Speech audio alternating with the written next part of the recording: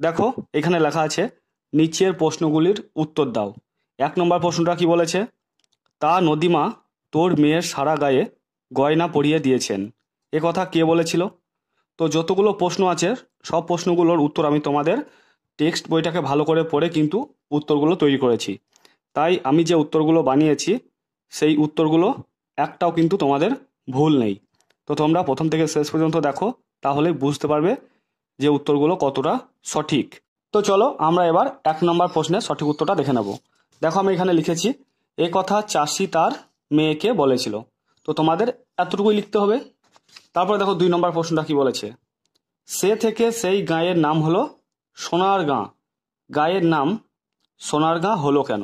তো দেখো এটার উত্তর আমি এখানে লিখেছি সরকারের লোকেরা নদীতে সোনা খুঁজিতে আসার পর থেকে ওই গ্রামের নাম হলো সোনারগাঁ। ঠিক আছে, এবার আমরা 3 নম্বর প্রশ্নটা দেখে নেব। 3 নম্বরটা বলেছে দেখো তোমরা কি মানুষ না পিশাচ? সোনার এ কথা বলার কারণ কি? তো দেখো এটা সঠিক উত্তর। দেখো আমি এখানে লিখেছি যে নদী আমাদের নানা উপকার করে সেই নদীকে আমরা নোংরা ও দূষিত করছি। সোনা বলে নদী যে মা, মায়ের দুধ খাও আর মায়ের গায়ে কাদা ছোড়ো, তোমরা কি মানুষ না পিশাচ?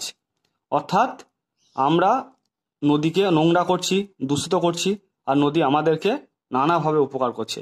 তার জন্যেই সোনা বলেছে যে তোমরা কি মানুষ না পিশাচ। তো তোমাদের এতটুকুই লিখতে হবে। এবার আমরা 4 নম্বর প্রশ্নটা দেখব। 4 নম্বরটা কি বলেছে দেখো সঙ্গে যেতুম তোর আমি জীবনভর, কেন কবি নদীর সঙ্গে জীবনভর যেতে পারেন না? তো দেখো এটার উত্তর আমরা দেখে নেব। দেখো এখানে লিখেছি 4 নম্বরটার উত্তর নদী সোজা পথে না গিয়ে বাঁকা পথে যায়, কবি 10 জনার নিষেধের কারণে বাঁকা পথে যেতে চান না, তাই কবি নদীর সঙ্গে জীবনভর যেতে পারেন না। এটা হচ্ছে তোমাদের একদম সঠিক উত্তর। এবার আমরা 5 নম্বরটা দেখব কি বলেছে। দেখো এ প্রশ্নের উত্তর একটাই, নদীর তীরে একা রচনা অনুসরণে প্রশ্ন আর তার উত্তরটি লেখো। তো তোমাদের নদীর তীরে একা রচনায় দেখবে প্রথমেই এই লাইনটা দেওয়া আছে। তো আমরা প্রশ্ন আর উত্তরটা কি দেখে নেব। দেখো এ প্রশ্নের উত্তর একটাই, প্রশ্নটি হলো অনেক নদীর তীরে লেখক একা একা গিয়েছে কেন? এটা হচ্ছে প্রশ্ন। আর এই প্রশ্নটার উত্তর হচ্ছে দেখো প্রকৃতি পড়ুয়া হবে বলে, মানে লেখক প্রকৃতি পড়ুয়া হবে বলেই একা একা নদীর তীরে গিয়েছেন। তাহলে বুঝতে পেরেছ প্রশ্নটা হচ্ছে অনেক নদীর তীরে লেখক একা একা গিয়েছেন কেন, এটা হচ্ছে প্রশ্ন। আর উত্তরটা হচ্ছে প্রকৃতি পড়ুয়া হবে বলে। তো এখানে গিয়েছেন লাগাতে পারো, কোনো অসুবিধা নেই, যেহেতু লেখক আছে তার জন্য আমরা গিয়েছেন বলছি। বুঝতে পেরেছ? এবার চলো আমরা 6 নম্বর প্রশ্নটা দেখব। 6 নম্বরটা কি বলেছে দেখো আমাকে চমকে দিয়ে নৌকো খুলে দিল মনু, এবারে কি দেখা যাবে বলে লেখক আশা করেছেন। তো দেখো এটা সঠিক উত্তর আমি এখানে লিখেছি এবারে তীরের গাছপালা, মাটির রং, এমনকি বছর বছর পলি জমে যে স্তর পড়েছে তা দেখা যাবে। এছাড়াও নদীর তীরে আটকে থাকা শামুক, গেঁড়ি, গুগলির খোলস এবং পাখি ও প্রজাপতি চলাচল দেখতে পাওয়া যাবে। তো তোমাদের কিন্তু এতটাই লিখতে হবে। তো চলো এবার আমরা 7 নম্বর প্রশ্নটা দেখব। 7 নম্বরটা কি বলেছে দেখো আমরা শুধু যাব মা 3 জনে, 3 জন কে কে, তারা কোথায় যেতে চাই? তো এখানে দুটো প্রশ্ন দেওয়া হয়েছে, 3 জন কে কে আর তারা কোথায় যেতে চাই। তো দেখো এটার উত্তর আমি লিখেছি এখানে রবীন্দ্রনাথ ঠাকুরের নৌকোযাত্রা কবিতায় 3 জন হলেন বা 3 জন হলো কবিতার শিশু, আশু আর শ্যাম। 3 জন হয়ে গেল। দেখো তারা কোথায় যেতে চাই? তারা 7 সমুদ্র 13 নদীর পার যেতে চাই। তো আমরা দুটোরই সঠিক উত্তর দেখে নিলাম। এবার আমরা 8 নম্বর প্রশ্নটা দেখব। 8 নম্বরটা কি বলেছে দেখো অঙরের চারধারে যেন এখন চিড়িয়াখানা হয়ে উঠেছে। এখানে আঙুরের চারধারে যেন এখন চিড়িয়াখানা হয়ে উঠেছে হবে, লেখকের একথা বলার কারণ বুঝিয়ে দাও। দেখো এই লাইনটা তোমাদের আমি টেক্সট বই থেকে দেখাবো। এইখানে আঙুরের হবে আর এখানে উঠেছের জায়গায় উঠেছে হবে। দেখো এই লাইনটা তোমাদের তুলেছে আঙুরের চারধারে যেন এখন চিড়িয়াখানা হয়ে উঠেছে, এইখান থেকে এতটা কিন্তু তোমাদের প্রশ্নে তুলেছে। তাহলে আঙুরের হবে আর উঠেছের জায়গায় উঠেছে হবে। বুঝতে পারছো? তো আমরা এবার এইটা সঠিক উত্তর দেখে নেব। দেখো আমি এখানে লিখেছি পিনাকি রঞ্জন চট্টোপাধ্যায়ের লেখা ঢেউয়ের তালে তালে রচনায় আঙুরের পিছন পিছন কচ্ছপ চলছে, সেই সঙ্গে আঙুরের আশেপাশে নানা রঙের মাছ দেখে লেখকের মনে হয়েছে আঙুরের চারধারে যেন চিড়িয়াখানা হয়ে উঠেছে। তো তোমাদের এতটাই কিন্তু লিখতে হবে। এইগুলো আরও কাছাকাছি লিখবে, এখানে অনেক ফাঁক হয়ে গেছে, মানে এখানে একটা আমি লিখেছিলাম কিছু, সেটা ভুল হয়ে গেছে বলে আমি মুছে দিয়েছি। তো তোমরা এগুলো একটু কাছাকাছি লিখবে। এবার দেখো 9 নম্বর প্রশ্নটা কি বলেছে। 9 নম্বরটা বলেছে যে ডট ডট দেখি ডিউক হাসতে হাসতে গড়িয়ে পড়ছে, ডিউক এভাবে হেসে উঠেছে কেন? তো এটার উত্তর আমি দেখে নেব। দেখো আমি এখানে লিখেছি ঢেউয়ের তালে তালে রচনায় টিনে ভরা রসগোল্লা খাওয়ার পর টিনটি যখন ছুঁড়ে ফেলে দিলেন তখন 2-1 ফোঁটা রস লেখকের গায়ে পড়ে।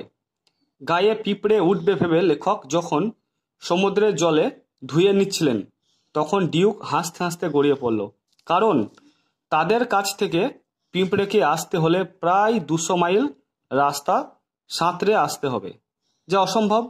তো এর জন্যই কিন্তু ডিউক হাসতে হাসতে গড়িয়ে পড়লেন। এবার দেখো 10 নম্বর প্রশ্নটা কি বলেছে। হঠাৎ কোথায় চললি রে পর্যটন কবিতায় এই প্রশ্নের উত্তরে কি বলা হয়েছে? তো এই প্রশ্নের উত্তরে কি বলা হয়েছে দেখো আমি এখানে লিখেছি হঠাৎ কোথায় চললি রে পর্যটন কবিতায় এই প্রশ্নের উত্তরে বলা হয়েছে সান্টাফে, এখানে দংশয়ে আকার হবে সান্টাফে সান্টাফে। বুঝতে পেরেছো? তো বন্ধুরা আশা করছি তোমরা তোমাদের প্রত্যেকটা প্রশ্নের সঠিক উত্তর পেয়ে গেছো। প্রথমে কি বলেছে দেখো, read the passage and answer the questions that follow. মানে এই যে নিচে তোমাদের একটা প্যাসেজ দেওয়া আছে, এটাকে ভালো করে পড়তে বলছে, দিয়ে নিচে যে কোয়েশ্চেনগুলো দেওয়া আছে সেগুলো করতে বলছে। প্রথমে আমরা প্যাসেজটা পড়ে নেব, তার সঙ্গে সঙ্গে প্যাসেজটার উত্তরগুলো আমরা দেখে নেব। তোমাদের যে প্যাসেজটা দেওয়া আছে এই প্যাসেজটা তোমাদের টেক্সট বইয়ের 6 নম্বর অধ্যায় থেকে নেওয়া হয়েছে। 6 নম্বর অধ্যায়টার নাম কি? দি ওয়ার্ল্ড আন্ডার ওয়াটার, মানে জলের তলার পৃথিবী। তো তোমাদের অধ্যায় 6 থেকে নেওয়া হয়েছে। তো চলো এবার আমরা প্যাসেজটা একটু পড়ে নিই। প্রথমে কি বলেছে দেখো, ওয়ান্স আপন এ টাইম মানে কি? মানে হচ্ছে কোনো এক সময় 3 fishes lived in a lake, মানে 3টে মাছ একটা হ্রদের মধ্যে বাস করত। মানে বুঝতে পেরেছ, এরকম একটা হ্রদ আছে, সেই হ্রদের মধ্যে 3টে মাছ বাস করত কোনো এক সময়। They were very close friends, তারা ছিল খুব কাছের বন্ধু। মানে কি? মানে একের ওপরের কথা ওদের মধ্যে শেয়ার হতো। বুঝতে পেরেছো? ক্লোজ ফ্রেন্ড মানে খুব কাছের বন্ধু। All 3 of them were very different from one another, মানে কি? তারা প্রত্যেকের থেকে আলাদা ছিল। The first one believed in fate, মানে প্রথমজন বিশ্বাস করত ভাগ্যকে। হি থট, সে ভাবত, what had to happen would happen, মানে যা হবার তা হবেই। প্রথমজন ভাবত কি? যা হবার তা হবেই। The second one was intelligent, দ্বিতীয়জন ছিল খুব বুদ্ধিমান।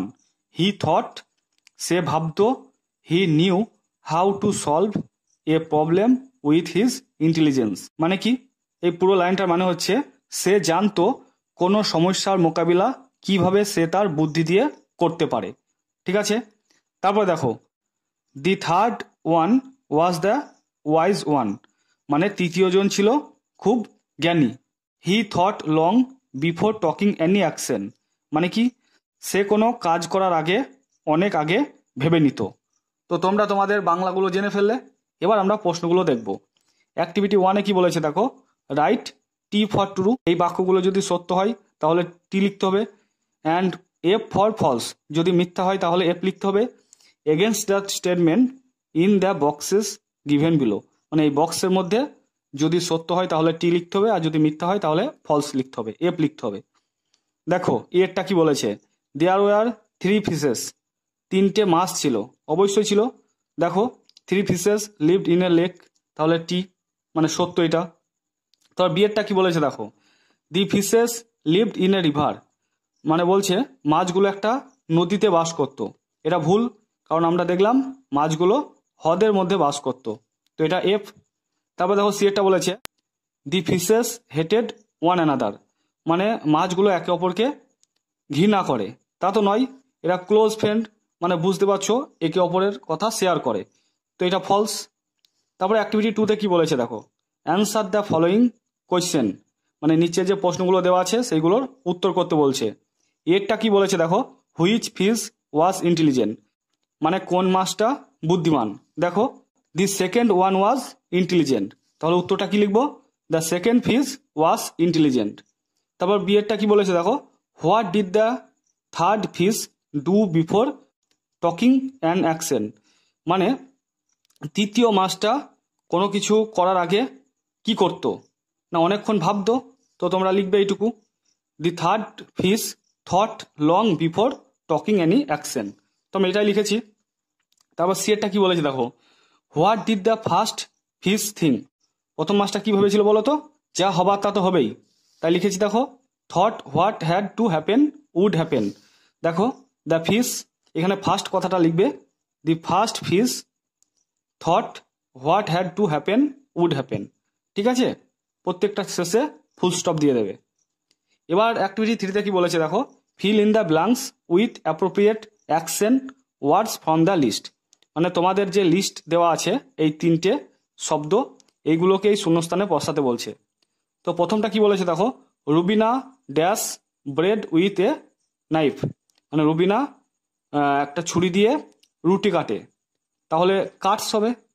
তারপর সিয়েরটা বলেছে দেখো, দি আর্থ ড্যাশ লাইট ফ্রম দি সান, তাহলে এটার মানে কি, পৃথিবী আলো পাই কার কাছ থেকে, সূর্যের কাছ থেকে, তাহলে গেটস হবে। আর লায়ন ইটস ফ্লেশ, মানে লায়ন মাংস খায়, তো আমরা সঠিক উত্তরগুলো বসিয়ে ফেললাম। এবার অ্যাক্টিভিটির 4-এ কি বলেছে দেখো, অ্যাক্টিভিটি 4-এ বলেছে right 5 sentences about the important of water, মানে জলের গুরুত্ব কি তাই নিয়ে তোমাদের 5টা বাক্য লিখতে হবে। তো প্রথম বাক্য কি লিখেছি দেখো, we need water two survive, মানে আমাদের জল দরকার, বেঁচে থাকার জন্য আমাদের জল দরকার। Trees need water to live, মানে গাছেদের বাঁচার জন্য জল দরকার। We wash our cloth with water, মানে আমরা আমাদের জামা কাপড় জল দিয়ে পরিষ্কার করি।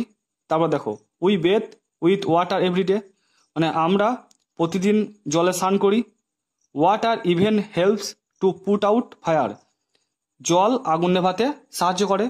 তো আমরা 5টা বাক্য লিখলাম দেখো, 1টা 2টো 3টে 4টে 5টা, ঠিক আছে।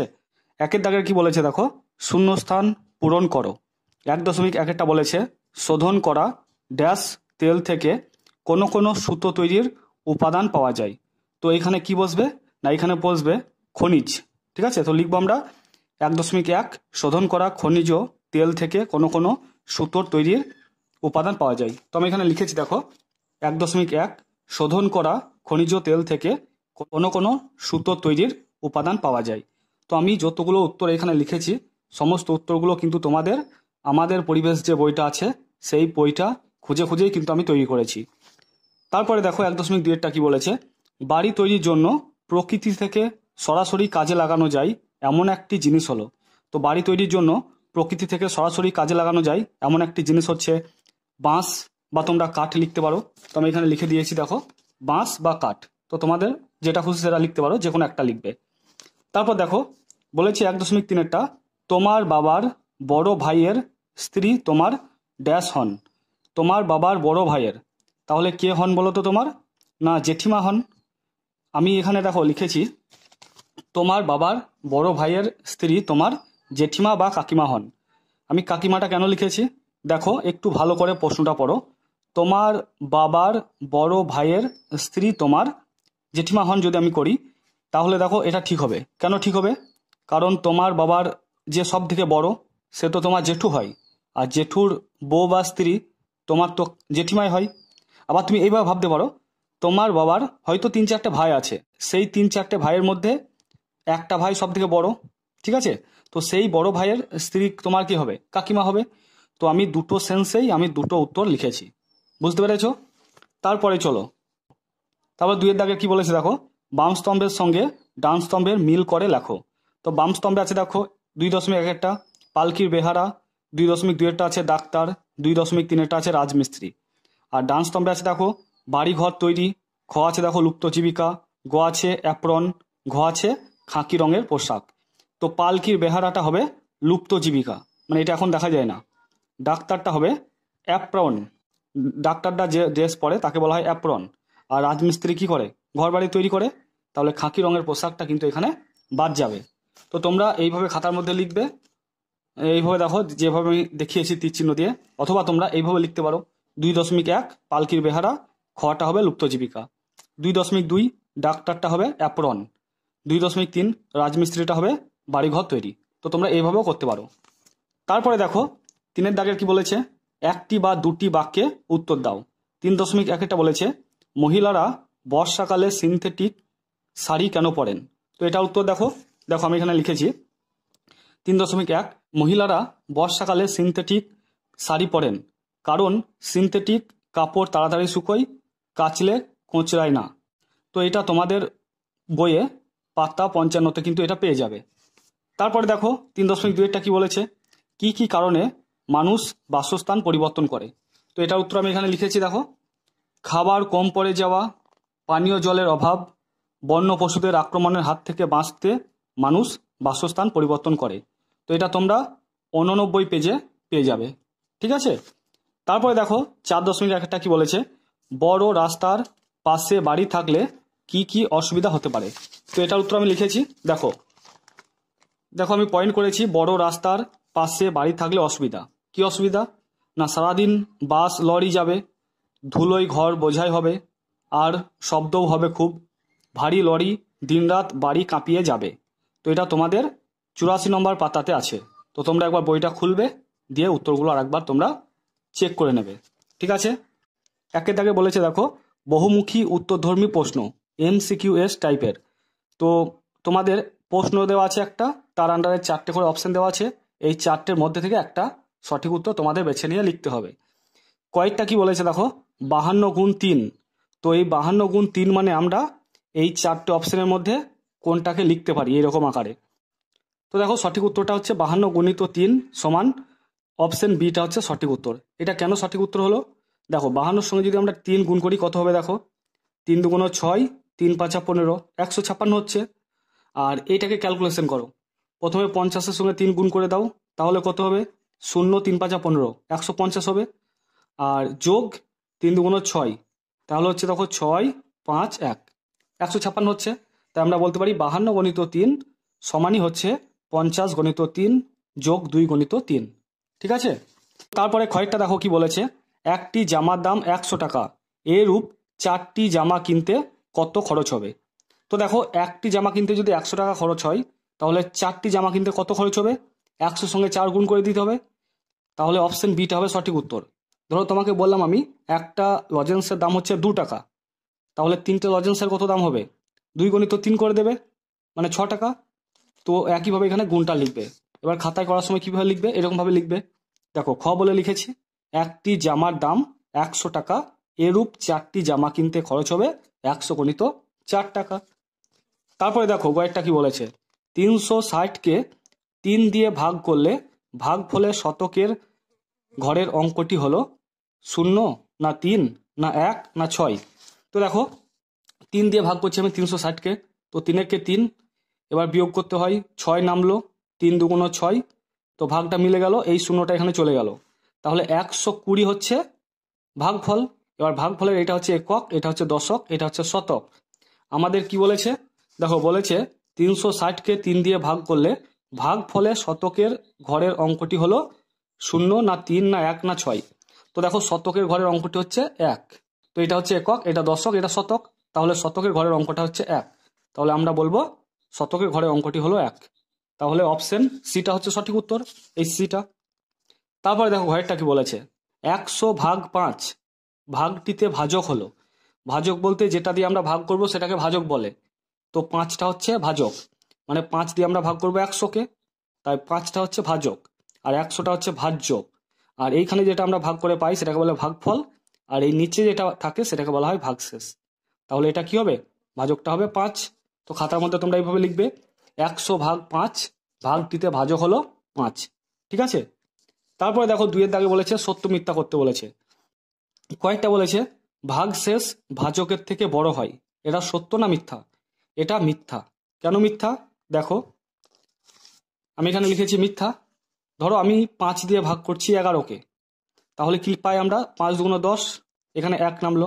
তো এটা হচ্ছে ভাজ্য, আর এটা হচ্ছে ভাগশেষ, আর এটা হচ্ছে ভাগফল।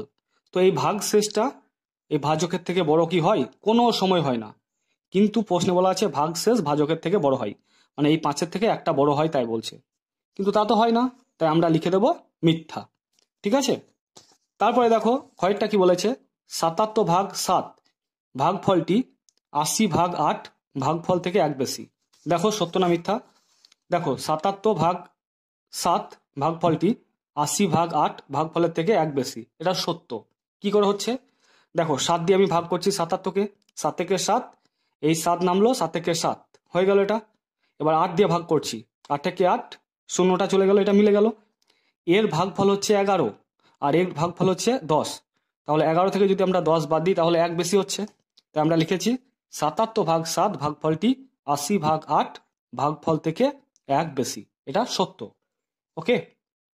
তারপরে দেখো কয়েকটা কি বলেছে, জোড় সংখ্যার একটি জোড়া হলো 12,13। জোড় সংখ্যা কাকে বলে? না, যেসব সংখ্যাকে 2 দিয়ে ভাগ করা যায় তাদেরকে বলা হয় জোড় সংখ্যা। তো তুমি 12কে 2 দিয়ে ভাগ করতে পারবে, কিন্তু 13কে তো পারবে না। দেখো 12কে যদি ভাগ করা হয় তাহলে কি হবে? 2 দিয়ে ভাগ করো, 6 দুগুণ 12 মিলে যাচ্ছে। কিন্তু তুমি 13কে কি আর ভাগ করতে পারবে? পারবে না, কারণ 13টা হচ্ছে বিজোড় সংখ্যা। তাই আমরা বলবো যে জোড় সংখ্যার একটি জোড়া হলো 12,13, এটা মিথ্যা। এইটা জোড়া হচ্ছে কিন্তু এটা জোড়া নয়। ঠিক আছে। তারপর দেখো ঘরেরটা বলেছে দ্বিমাত্রিক চিত্রটিতে, মানে এই যে চিত্র দেওয়া আছে, ত্রিভুজ আছে 2টি, এটা সত্য। দেখো এই একটা ত্রিভুজ এইদিকে, আর এইদিকে একটা ত্রিভুজ, দুটো ত্রিভুজ হচ্ছে। ঠিক আছে। তো আমাদের সত্য মিথ্যাগুলো আমরা পেয়ে গেলাম। এবার আমরা 3-এর দাগেরগুলো দেখব। দেখো 3-এরটা বলেছে বাম দিকের সঙ্গে ডান দিক মেলাও, যে কোনো 3টে করতে বলেছে। 1, 2, 3, 4টে দেওয়া আছে, করতে বলেছে তোমাদেরকে 3টে। বাম দিকে এটা হচ্ছে 100 টাকা, তো 100 টাকা এখানে কোনটা আমাদেরকে ম্যাচ করতে হবে। আর এখানে দেখো এটা 50 টাকা, এটা 50 টাকা, এটা 50 টাকা, এটা 50 টাকা।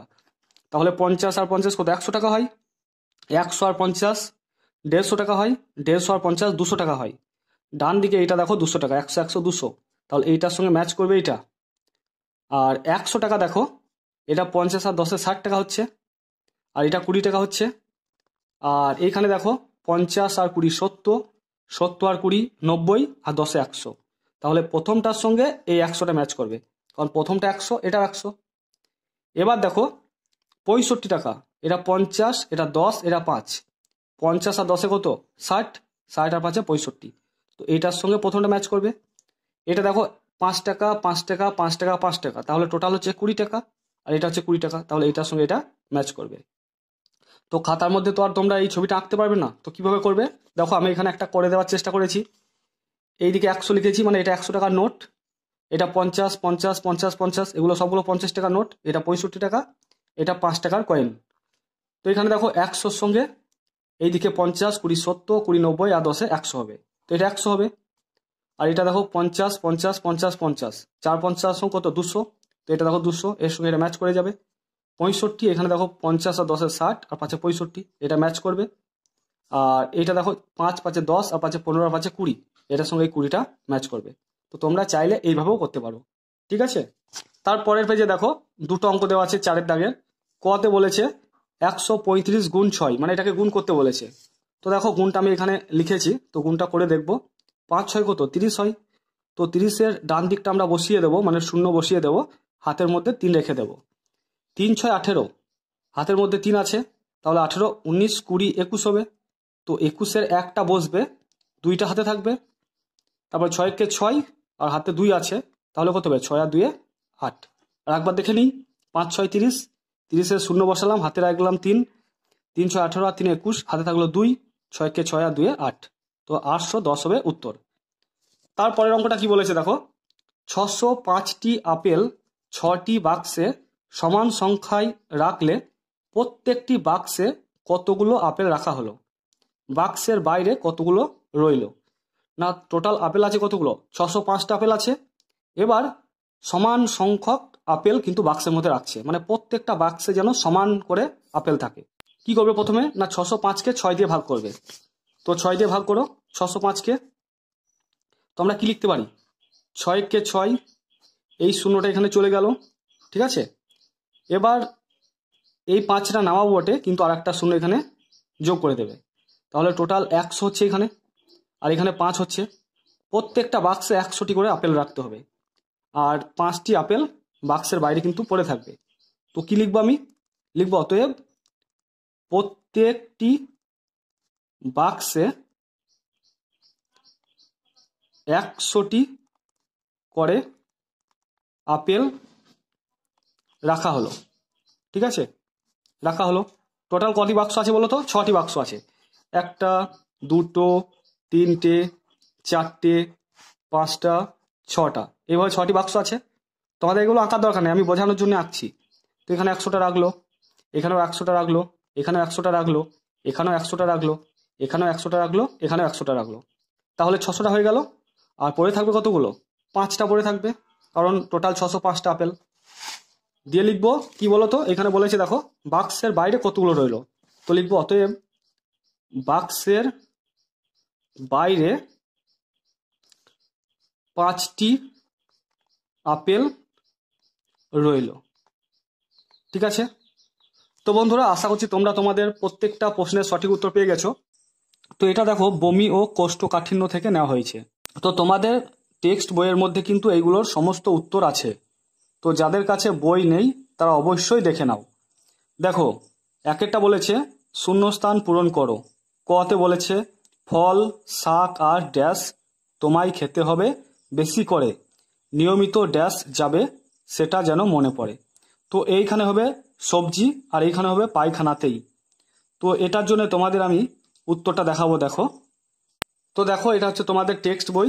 টেক্সট বইয়ে কার্ড 45-এ আছে। দেখো কোষ্ঠকাঠিন্য, ফল শাক আর সবজি তোমায় খেতে হবে বেশি করে, নিয়মিত পায়খানাতেই যাবে সেটা যেন মনে পড়ে। তো দেখো এখানে সবজিটা লিখতে হচ্ছিল, সবজি জায়গায় ফাঁক ছিল, তো এখানে আমরা সবজি বসিয়ে দিলাম। তারপরে দেখো নিয়মিত আছে, দিয়ে এখানে পায়খানাতেই কথাটা কিন্তু এখানে বসাতে হবে। তাহলে বুঝতে পারছো তোমাদের এইখান থেকে এতটা কিন্তু লাইন তুলে দিয়েছে, দিয়ে সবজি আর পায়খানাতেই এটা ফাঁক রেখেছে, ঠিক আছে। তারপরে কয়েকটা কি বলেছে দেখো, নিয়মিতভাবে জল বেশি করে খাওয়া যে তোমার চাই, ড্যাশ রোগটা ঠেকাতে তোমাকেও যেন পাই। তো এইখানে হবে কোষ্ঠকাঠিন্য। দেখো এইখান থেকে আরম্ভ করে এতটা তুলে দিয়েছে। তো দেখো নিয়মিতভাবে জল বেশি করে খাওয়া যে তোমার চাই, এইটা শূন্যস্থান পূরণ দিয়েছে, দিয়ে বলেছে রোগটা ঠেকাতে তোমাকেও যেন পাই। তো এখানে কোষ্ঠকাঠিন্য বসবে। তারপরে দেখো গয়েরটা ড্যাশ হলে কোনো শক্ত খাবার খাওয়ানো যাবে না তাকে, শরীরে তখন জলের বড্ড অভাব যে হয়ে থাকে। তো এখানে দেখো এইখান থেকে আরম্ভ করে এতটা তুলেছে, দিয়ে প্রথমটা ফাঁক রেখেছে। তো এই প্রথমটা জায়গায় আমরা কি লিখবো, বমি কথাটা লিখবো। দেখো বমি হলে কোনো শক্ত খাবার খাওয়ানো যাবে না তাকে, শরীরে তখন জলের বড্ড অভাব যে হয়ে থাকে। বুঝতে পেরেছো? এবার ঘরেরটা দেখো, তাই তাকে জল ORS এনে ঘন ঘন খেতে দাও, ড্যাশ কি কি বললেন মন দিয়ে শুনে নাও। তো এইখান থেকে এতটা দেওয়া আছে, মানে লাইন তোলা আছে, দিয়ে এই জায়গাটা শূন্যস্থান পূরণ করতে বলেছে। তো শূন্যস্থানের জায়গায় আমরা ডাক্তারবাবু বসিয়ে দেবো, ঠিক আছে। তো দেখতে পাচ্ছ এইগুলো পুরোটা এইখান থেকে এতটা কিন্তু এখানে তুলেছে, ঠিক আছে। তো আমরা শূন্যস্থান পূরণগুলো দেখে ফেললাম। এবার আমরা টিকমার্কগুলো দেখব। কি বলেছে দেখো কয়েকটা, কখন কখন বমি হতে পারে। এটা বলেছে বাস ট্রেন যাতায়াত সমুদ্র যাত্রায়। বিটা বলেছে পেটের রোগের ফলে। সিটা বলেছে বেশি জ্বর হলে। ডিটা বলেছে খাদ্যে বিষক্রিয়া হলে। আর ইটা বলেছে সব কয়টি ক্ষেত্রেই। তো দেখো এটার উত্তর, দেখো কি কি কারণে বমি হতে পারে, মানে কখন কখন বমি হতে পারে, এটাই ট্রেনে বাসে যাতায়াত সমুদ্র যাত্রায় বমি হতে পারে। তো প্রথমটা ঠিক। তারপরে পেটের রোগের ফলে, তো দেখো এখানে লেখা আছে পেটের কোনো সমস্যা বা রোগের ফলে বমি হতে পারে। তারপর দেখো বেশি জ্বর হলে, দেখো বেশি জ্বর হলে বমি হতে পারে। তাহলে আমরা বুঝতে পারছি সবগুলো অপশনই কিন্তু ঠিক। আবার খাদ্যে বিষক্রিয়া হলে, দেখো এখানে লেখা আছে বিষক্রিয়া হলে বমি হতে পারে। বুঝতে পেরেছো? তাহলে অপশন ইটা হচ্ছে সঠিক উত্তর। তারপরে ক্ষয়টা বলেছে দেখো, বমি কমাতে কি করতে হবে। এতে বলেছে যতক্ষণ বমি হবে ততক্ষণ শক্ত খাবার খাওয়ানো যাবে না। এটা ঠিক। দেখো সাধারণ বমি কমাতে কি কি করতে হবে এটা দেওয়া আছে অপশনে। যতক্ষণ বমি হবে ততক্ষণ কোনো শক্ত খাবার খাওয়ানো যাবে না। তারপর দেখো বিতে বলেছে রোগীকে পূর্ণ বিশ্রামে রাখতে হবে। দেখো এখানে লেখা আছে রোগীকে পূর্ণ বিশ্রামে থাকতে হবে। তারপরে দেখো সিতে বলেছে বমির কারণ নির্ণয়ের করে ডাক্তারের পরামর্শ মেনে চলতে হবে ও ওষুধ খেতে হবে। দেখো এটাও আছে এখানে, বমির কারণ নির্ণয় করে ডাক্তারের পরামর্শ মতো রোগের চিকিৎসা করাতে হবে। তাহলে সবগুলোই তো ঠিক। তাহলে এখানে আর একটা অপশন দেওয়া উচিত ছিল যে সব কয়টি ক্ষেত্রেই বা সব ক্ষেত্রেই, তখন অপশন আমরা ডিতে টিক মারতাম। কিন্তু তুমি এখানে কোনটাতে টিক মারবে বলো? এখানেও টিক মারতে হবে, তাহলে এখানেও টিক মারতে হবে, এখানেও টিক মারতে হবে। কিন্তু এইরকম টাইপের প্রশ্নে সবগুলোর ক্ষেত্রে টিক মারা যায় না। তার আর একটা অপশন দেওয়া উচিত ছিল যেটা সব কয়টি ক্ষেত্রেই দরকার ছিল। ঠিক আছে, তো আমি এখানে লিখে দিয়েছি সব কয়টি ক্ষেত্রেই দিয়ে টিক মেরে দিয়েছি। তারপরে দেখো কয়েকটা কি কারণে বমি হতে পারে। তো কাটা ফল ও ফাস্ট ফুড খেলে, না বাসি খাবার খেলে, না খাদ্যে বিষক্রিয়া বা রোগ হলে। তো এইগুলোর মধ্যে দেখো কেবলমাত্র এই বিষক্রিয়া হলে বমি হতে পারে এটা পাচ্ছি, তো আমরা অপশন সিতে টিক মারবো। তারপর ঘরেরটা কি বলেছে দেখো, কোনটি ভিন্নধর্মী এবং কেন। ইয়েতে বলেছে ট্রেন বাসে যাতায়াতের ফলে বমি। বিতে বলেছে বেশি জ্বর বা রোগের ফলে বমি। সিতে বলেছে বিষক্রিয়ার ফলে বমি। ডিতে বলেছে মাথায় আঘাত লাগার ফলে বমি। তো এই চারটের মধ্যে কোনটা ঠিক এবং কেন ঠিক সেটা তোমাদেরকে লিখতে হবে, মানে আলাদা কেন সেটা তোমাদেরকে এখানে কিন্তু লিখতে হবে। তো এর প্রশ্নটার আমার ঠিকঠাক উত্তর আমি খুঁজে পাইনি। তো তোমরা যদি উত্তরটার ঠিকঠাক উত্তর দিতে পারো তাহলে অবশ্যই কমেন্টে জানিও। আমি যার কমেন্টটা ঠিক মনে করব সেটাকে আমি পিন করে দেবো, মানে সব থেকে উপরে কমেন্টটা দিয়ে দেবো। ঠিক আছে, তো এটা আমি তোমাদের জন্য কিন্তু রেখে দিলাম। তারপরে ইংরেজটা কি বলেছে দেখো, যদি উত্তরটি হয় ওআরএস তাহলে প্রশ্নটি কি ছিল, না কোষ্ঠকাঠিন্য হলে কি খেতে হবে, না বমি হলে কি খেতে হবে, না জলে গুলে কোন ওষুধ খেতে হয়। তো সঠিক উত্তর হচ্ছে বিটা, মানে বমি হলে ওআরএস খেতে হবে। তারপর দেখো চয়েরটা কি বলেছে, কোন খাবারে তন্তু বা ছিবড়ার পরিমাণ বেশি, না সবজি জাতীয় খাবারে তন্তু বা ছিবড়ার পরিমাণ বেশি। ঠিক আছে, তারপরে ছয়েরটা কি বলেছে দেখো, কোষ্ঠকাঠিন্য হলে কি করতে হবে। এতে বলেছে অধিক পরিমাণে জল খেতে হবে। বিতে বলেছে নিয়মিত পায়খানাতে যেতে হবে। সিতে বলেছে অধিক পরিমাণে জল, ফল, শাকসবজি খেতে হবে। তো সবগুলোই তো সঠিক উত্তর। কেন সবগুলো সঠিক উত্তর? দেখো এখানে দেওয়া আছে কোষ্ঠকাঠিন্য হলে কি করতে হবে। 1 নম্বরে বলেছে অধিক পরিমাণে ফল শাকসবজি খেতে হবে, প্রতিদিন নিয়মিত পায়খানায় যেতে হবে। 3 নম্বরে বলেছে জল বেশি করে খেতে হবে। তো সবগুলোই তো অপশনে আছে, তাই না? তাহলে এটারও আর একটা অপশন দেওয়া উচিত ছিল সব কটি ক্ষেত্রে, সব কটি। তাহলে অপশন ডিতে আমাদের ঠিক মারতে হতো। বুঝতে পেরেছো আমি কি বোঝাতে চাইছি? কারণ আমরা দেখছি বইয়ের সঙ্গে সবগুলোই ম্যাচ করছে, তো অ্যান্সার হওয়া উচিত ছিল সব কটি। এবার আমরা 3 গুলো দেখব। 3 এটা কি বলেছে, 3 এটা বলেছে বমি কেন হয়। তো বমি কেন হয় সেটার জন্য তোমাদের যেটা লিখতে হবে দেখো এইগুলোই লিখতে হবে কি কি কারণে বমি হয়। তো 1 নম্বর, 2 নম্বর, 3 নম্বর, 4 নম্বর, 5 নম্বর, 6 নম্বর দিয়ে তোমরা লিখবে। 3টা লিখে দেবে তোমরা। ঠিক আছে, 1 নম্বর লিখে দেবে ট্রেনে বাসে যাতায়াত সমুদ্র যাত্রায়। 2 নম্বর লিখে দেবে পেটের কোনো সমস্যা বা রোগের ফলে বমি হতে পারে। 3 নম্বর লিখে দেবে পেটে তীব্র যন্ত্রণা হলে বমি হতে পারে। 4 নম্বর লিখে দেবে বেশি জ্বর হলে বমি হতে পারে। ঠিক আছে, তারপর দেখো বিতে বলেছে বমি কমাতে কি কি করতে হবে। তো দেখো কি কি করতে হবে এইগুলো লিখতে হবে তোমাদের। 1 নম্বর দিয়ে লিখবে যতক্ষণ বমি হবে ততক্ষণ কোনো শক্ত খাবার খাওয়া যাবে না। 2 নম্বর দিয়ে লিখবে শরীরে জলের অভাবের জন্য জল ও ওআরএস ঘন ঘন খেতে হবে। 3 নম্বর দিয়ে লিখবে বমি বন্ধের ওষুধ খেতে হবে ডাক্তারের পরামর্শে। 4 নম্বর দিয়ে লিখবে রোগীকে পূর্ণ বিশ্রামে থাকতে হবে। তো এগুলো লিখে দেবে। তারপরে সিতে বলেছে দেখো বমি হলে কি করা যাবে না। তো কি করবে না এগুলো লিখবে। 1 নম্বর লিখবে বাসি পচা অনেক সময় ধরে ঢাকা খাবার খাবে না। 2 নম্বর দিয়ে লিখবে রাস্তার পাশের কাটা ফল ও ফাস্ট ফুড খাবে না। 3 নম্বর দিয়ে লিখবে যে সব ওষুধে বমি হয় সেই সব ওষুধ খালি পেটে না খেয়ে কিছু খাবার পর খেতে হয়। তো এগুলো লিখবে। তারপর বলেছে দেখো কোষ্ঠকাঠিন্য কেন হয়। তো কোষ্ঠকাঠিন্য কেন হয় দেখো এখানে লেখা আছে। 1 নম্বর দিয়ে লিখবে কোষ্ঠকাঠিন্যের প্রধান কারণ হলো খাদ্যে তন্তু বা ছিবড়ে জাতীয় খাবারের অভাব। 2 নম্বর দিয়ে লিখবে খাদ্যে ছিবড়ের পরিমাণ বেশি হলে মলের পরিমাণ বেশি হয়, তাই ওই মল শরীর থেকে সহজেই বেরিয়ে যায়। 3 নম্বর দিয়ে লিখবে শৈশবকাল থেকে নিয়মিত মল ত্যাগের অভ্যাস তৈরি না হওয়া। 4 নম্বর দিয়ে লিখবে পায়খানা পাওয়ার পরেও অনেকক্ষণ পায়খানা চেপে রাখা। তো তোমরা চাইলে আরও 2টো পয়েন্ট লিখতে পারো, আর না হলে 3-4টে পয়েন্ট লিখে দেবে। তারপর দেখো বলেছে কোষ্ঠকাঠিন্যের উপসর্গগুলি কি কি। তো এগুলো লিখবে উপসর্গের ক্ষেত্রে। 1 নম্বর দিয়ে লিখবে শক্ত পায়খানা। 2 নম্বর দিয়ে লিখবে পায়খানা করতে ব্যথা ও কষ্ট হয়। 3 নম্বর দিয়ে লিখবে পেট ফুলে ওঠে, অস্বস্তি ভাব দেখা দেয়। 4 নম্বর দিয়ে লিখবে খিটখিটে মেজাজ। এবার দেখো সিএতে বলেছে কোষ্ঠকাঠিন্য হলে কি করতে হবে। তো তার জন্য তোমাদের এই 3টে পয়েন্ট লিখতে হবে। 1 নম্বর দিয়ে লিখবে অধিক পরিমাণে ফল শাকসবজি খেতে হবে। 2 নম্বর দিয়ে লিখবে প্রতিদিন নিয়মিত পায়খানায় যেতে হবে। 3 নম্বর দিয়ে লিখবে জল বেশি করে খেতে হবে। ঠিক আছে, তো তোমাদের সবগুলো আমি উত্তর বলে দিলাম। এরপরে 5 নম্বর বলেছে দেখো নিজের পছন্দ মতো একটা ছবি আঁকো। তো তোমাদের স্ক্রিনের মধ্যে আমি একটা আমের ছবি দেখাচ্ছি। তো তোমরা এইভাবেই কিন্তু আমের ছবিটা আঁকবে। ঠিক আছে, আর তোমরা রংটাও পারলে করতে পারো। তো বন্ধুরা তোমাদের আমি প্রত্যেকটা প্রশ্নের সঠিক উত্তর আলোচনা করলাম। বিষয় হচ্ছে সুঅভ্যাস, মানে সুঅভ্যাস থেকে এগুলো নেওয়া হয়েছে। একে বলেছে দেখো শূন্যস্থান পূরণ করো। ক সুস্বাস্থ্য, মানে সুস্বাস্থ্য থেকে নেওয়া হয়েছে। সুস্থ সবল রাখবো দেহ, এসো সবাই শপথ নিই। স্বাস্থ্য বিধান চলবো ড্যাশ সকলকে তার খবর দিই।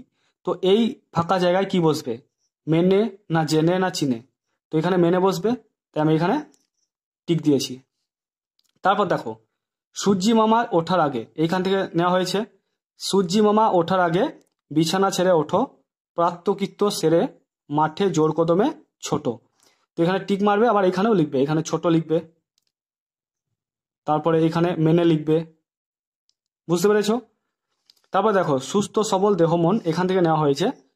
সুস্থ সবল চাও কি তুমি, রাখতে দেহ মন, প্রতিদিনই করতে তোমার হবে যোগাসন। তো এখানে যোগাসন লিখবে, আর এখানে টিক চিহ্ন দিয়ে দেবে।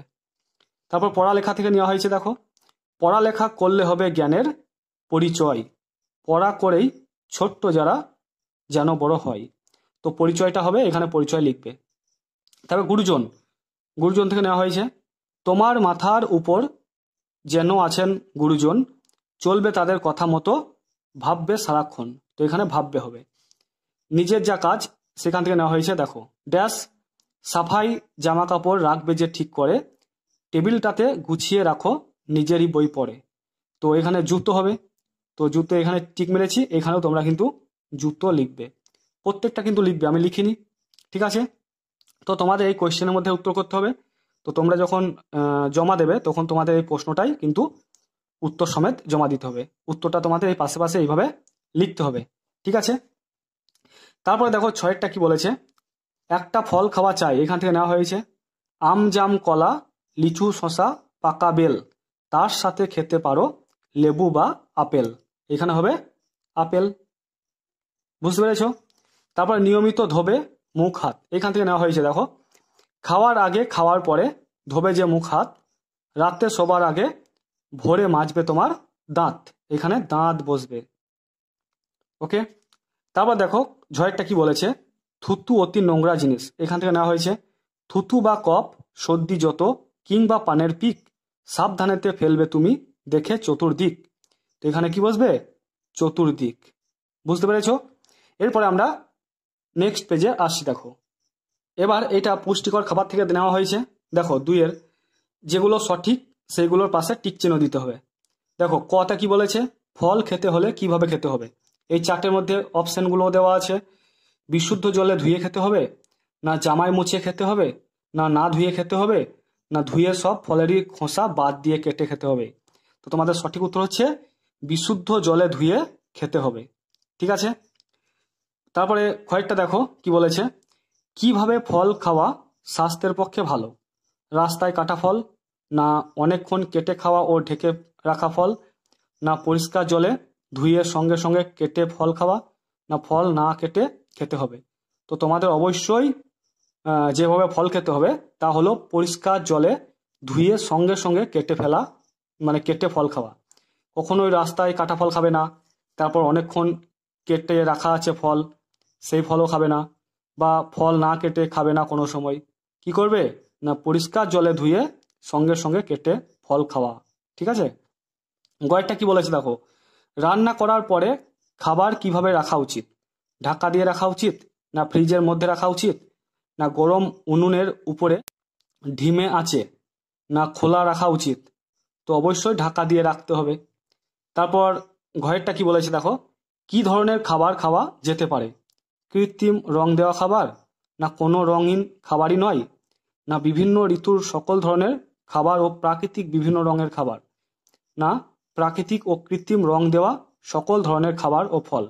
তো তোমরা অবশ্যই বিভিন্ন ঋতুর সকল ধরনের খাবার ও প্রাকৃতিক বিভিন্ন রঙের খাবার। ঠিক আছে। তারপর ইংরেজটা কি বলেছে দেখো, শাক সবজি কখন ধোয়া উচিত? কাটার আগে, না কাটার পরে, না রান্না করার আগে, না কখনোই নয়? তো সঠিক উত্তর হচ্ছে কাটার আগে।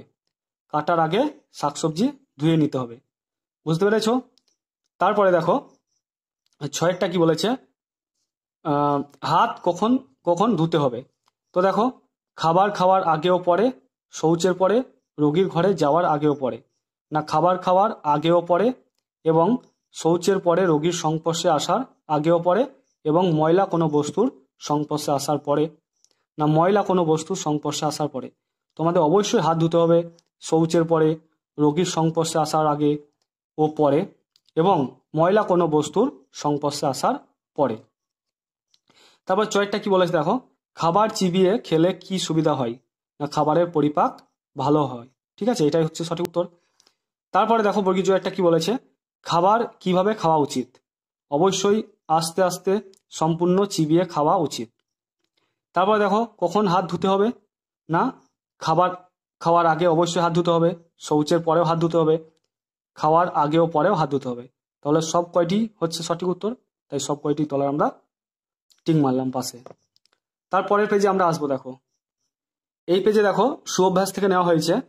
3 কটা কি বলেছে, বাল্যকালের ভিত শক্ত করতে কি করতে হবে? না অবশ্যই সুঅভ্যাস পালন করতে হবে। তো এটাতে আমি টিক মেরেছি।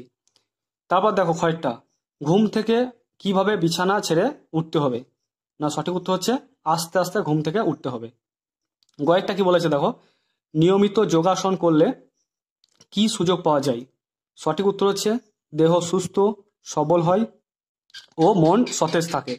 তারপর ঘরেরটা কি বলেছে দেখো, প্রতিদিন স্কুলেতে যেতে হয় কেন? তো সঠিক উত্তর হচ্ছে প্রতিদিন স্কুলেতে শেখার কত কিছু আছে। তারপর ইংরেজটা দেখো, গুরুজন কারা? না গুরুজন হচ্ছে বাবা মা, পরিচিত অপরিচিত, যারা বয়সে বড় তারাই হচ্ছে গুরুজন। তারপর চয়েরটা কি বলেছে দেখো, ঘুম থেকে উঠে পর্যায়ক্রমিক কোন কোন কাজগুলি তুমি করতে পারো, মানে তুমি করো। প্রথমেই কি করো? প্রাতঃকৃত্য করো, তারপরে ব্যায়াম বা দৌড়ানো, তারপরে দাঁত মাজো, তারপরে পোশাক বদল করো, তারপরে প্রাতঃরাশ করো, তারপরে পড়তে বসো। তো ডিটা সঠিক উত্তর। তারপরে ছয়েরটা কি বলেছে দেখো, রাত্রে ঘুমানোর সময় পরে থাকা পোশাক বদল না করলে কি কি ক্ষতি হতে পারে? না রোগ জীবাণু, দুর্গন্ধযুক্ত পোশাক বদল না করলে স্বাস্থ্যের ক্ষতি হতে পারে। তো এটা সঠিক উত্তর। তারপর বর্গীয় জয়েরটা কি বলেছে দেখো, দাঁত ও মুখ কখন পরিষ্কার করতে হবে? শুধুমাত্র সকালবেলায়, না শুধুমাত্র রাত্রিবেলায়, না সকাল ও রাত্রে, না সকালে দুপুরে রাত্রে ও ভারী কোনো কিছু খাবার খাওয়ার পরে? তো সঠিক উত্তর হচ্ছে ডিটা। তারপর ঝয়েরটা কি বলেছে দেখো, তোমার কাছে দামি বস্তু কোনটি? হিরে, সোনা, সময়, না জীবন? না জীবন হচ্ছে সব থেকে বেশি কিন্তু আমাদের ক্ষেত্রে দামি। ঠিক আছে। তো বন্ধুরা, তোমাদের আমি স্বাস্থ্য ও শারীরশিক্ষার প্রত্যেকটা প্রশ্নের উত্তর আমি আলোচনা করলাম। তো ভিডিওটা যদি ভালো লাগে তো অবশ্যই ভিডিওটাকে লাইক করো, আর চ্যানেলটা সাবস্ক্রাইব করা না থাকলে অবশ্যই সাবস্ক্রাইব করে দিয়ে পাশে থাকা বেল আইকনটাকে ক্লিক করে রেখো, কারণ আমি যখন কোনো ভিডিও আপলোড করব তোমরা সঙ্গে সঙ্গে নোটিফিকেশন পেয়ে যাবে। তো তোমরা সবাই ভালো থেকো, সুস্থ থেকো। Thank you.